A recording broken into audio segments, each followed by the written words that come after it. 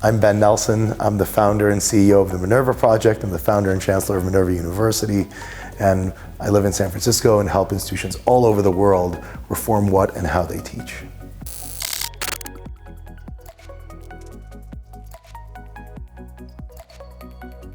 And I think first you have to point out how innovation should not be used in higher education. All too often in higher education, people innovate for the sake of innovation. They'll say, oh look, that wall used to be gray, now it's purple. Aren't we innovative? Or, oh, we used to, teach classes in semesters, and now we're going to teach them all crammed into 1 month. That is not innovation. That is just an opportunity to reshape things or get attention. Real innovation has to come from what is it that you're trying to achieve. And innovation can rarely come from a point of complacency. If people believe that universities are doing a wonderful job, despite the very clear evidence of the failings of universities, then there really is no way for them to innovate.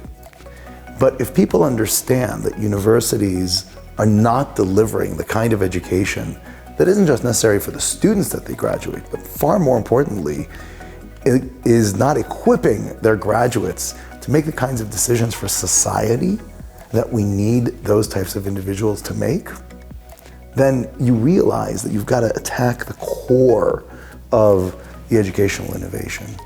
And to me, that is where the real opportunity for innovation in higher education.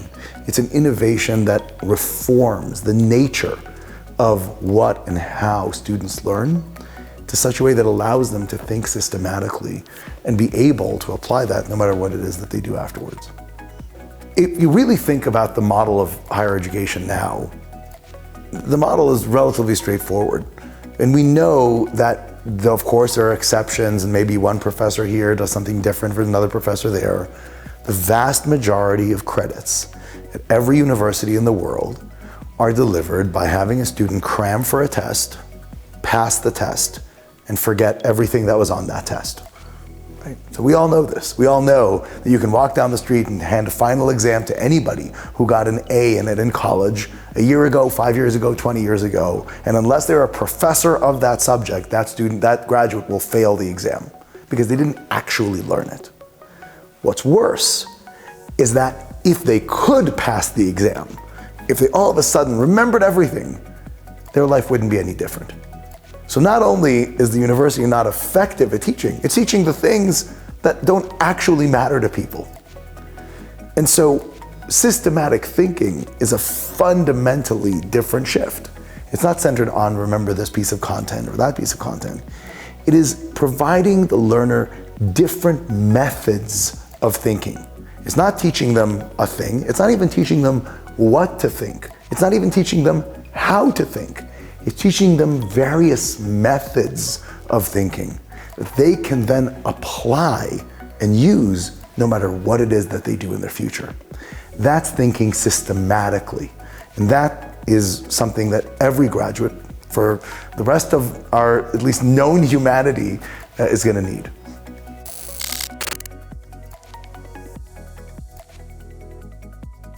To me, the single most urgent challenge comes into a twofold element. Aspect number one is that universities, which have really been designed for a slow-moving, single career life, have become irrelevant, right, for students that go into a world where they need to have transferable, durable skills that they can apply, that systematic thinking to whatever it is that they do. And so there's an enormous urgency to actually reform education to deliver that as the core reason. But there's a second related problem. And the related problem is that public opinion of universities, because they don't do this, has plummeted. Whereas 50 years ago, 60 years ago, universities were venerated as some of the most respected institutions in all of society. Today, the majority of the population looks at universities as antiquated, irrelevant, and societally destructive. And the urgency is not only in serving the needs of society by reforming education, but that if universities do not do that, as a whole, the sector could be delegitimized to a point where society broadly abandons the enterprise of higher education and looks for some other alternative. Perhaps that other alternative will be good. In all likelihood, it will be even worse.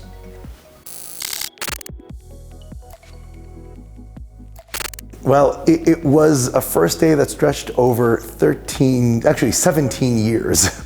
That's how long it took.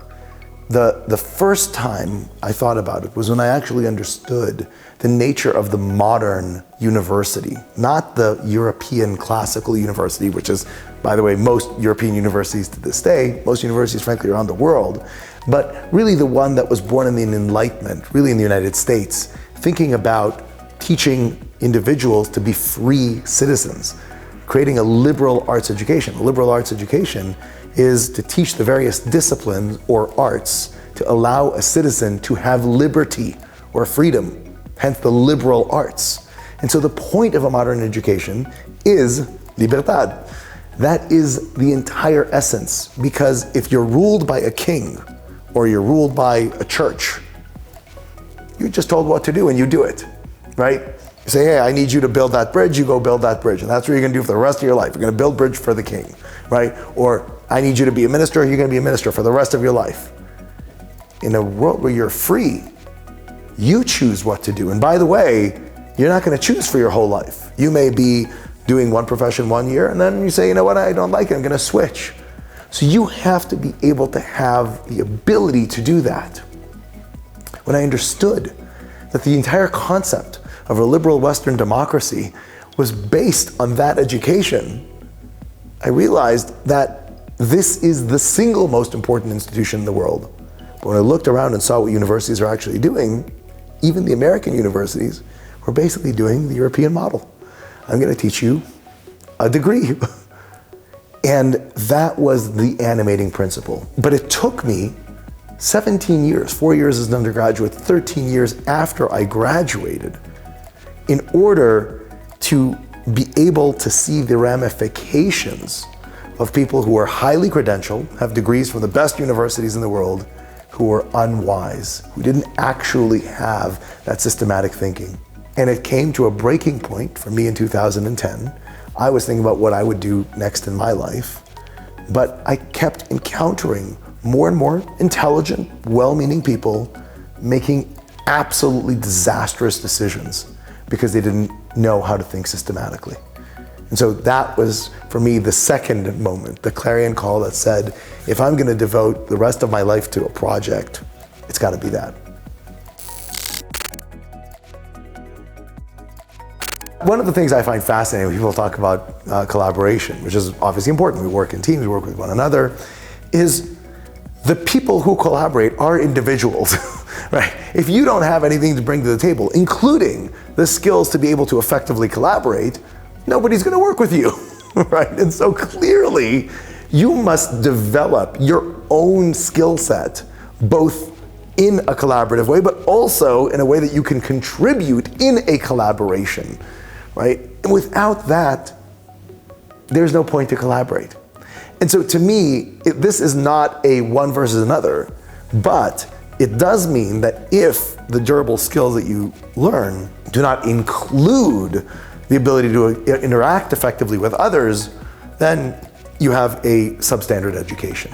And so for me, the key is you have to work on the skills that get you to a point where people will want to collaborate with you because of what you have to offer, and to have the skills to then effectively interact with them in that collaboration.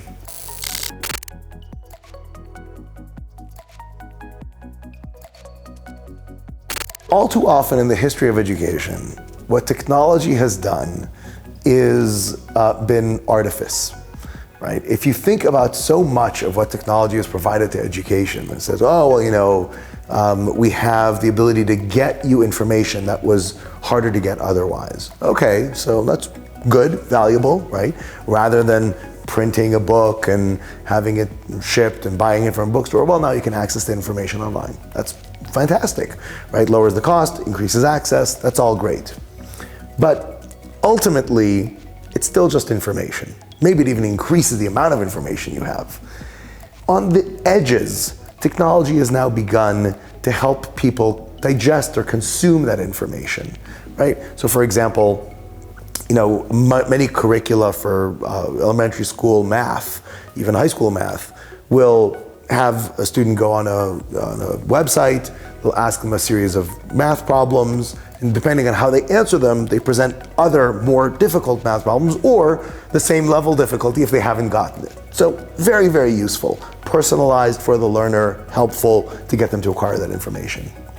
But to me, the greatest potential for technology is to be able to create coherence in the journey of learning such that there can be data that is tracked between how a learner applies what they've learned in aspect number one or class number one or assignment number one to the rest of their educational track, right? And that's effectively the kind of technology that we've built at Minerva and that we help our partners utilize.